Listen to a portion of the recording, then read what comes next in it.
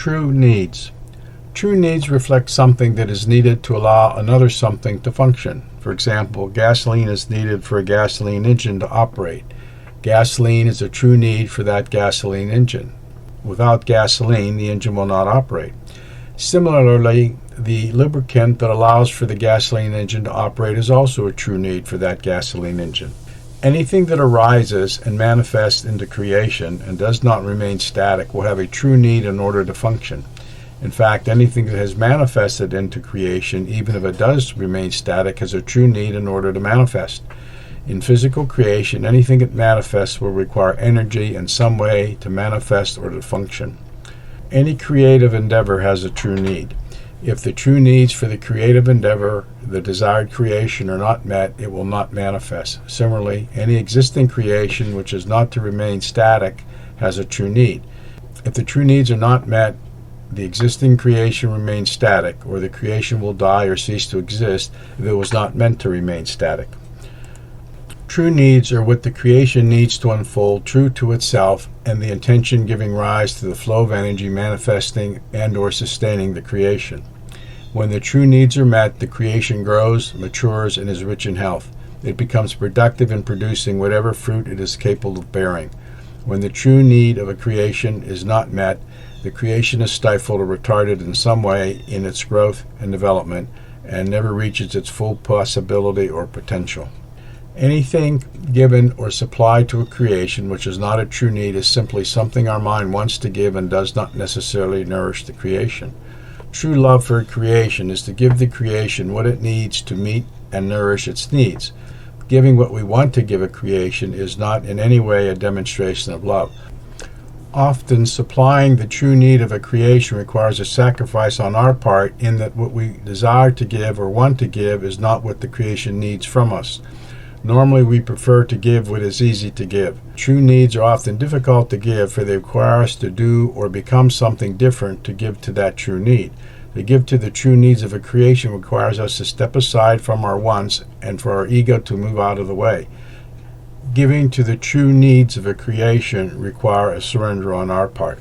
If we are seeking to create something relative to supplying the true needs of an original creation, we will have to become very mindful, aware, and observant, and follow the symptoms revealed by the creation and, as necessary, rely on our intuitive guidance to guide us. We need to remember an original creation is something not previously seen or experienced. So our human mind does not have the previous experience as to know how to nurture the original creation we desire to manifest. The more a creation is like the past, the more we can rely on our mind as to what needs to be provided. But for anything that is significantly different from the past, we must become very observant.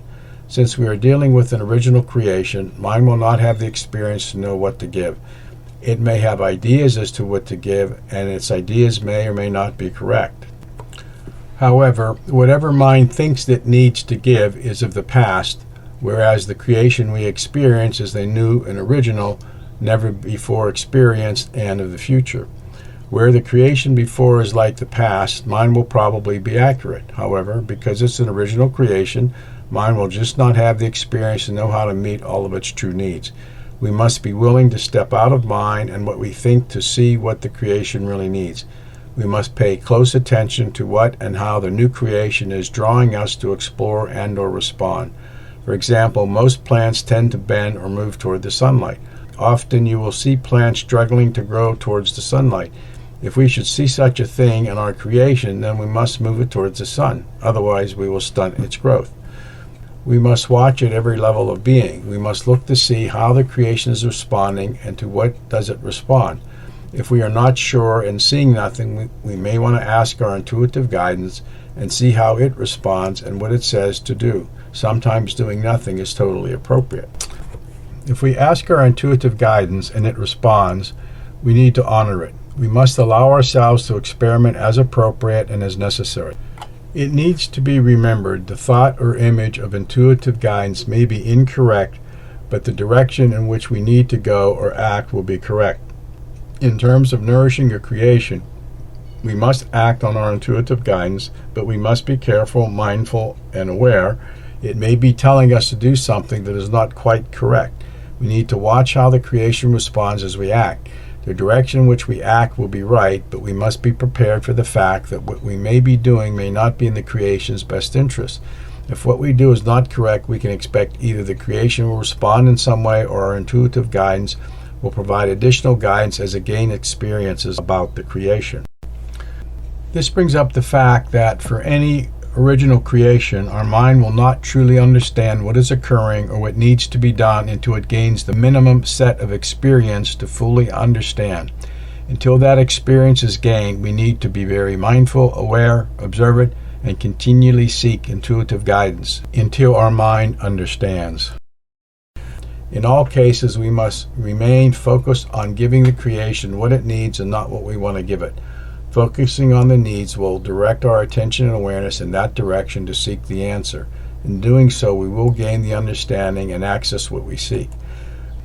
Recording, Nurturing the True Needs of Another discusses nurturing the true needs of another human being and some thoughts on nurturing our own true needs as an individual.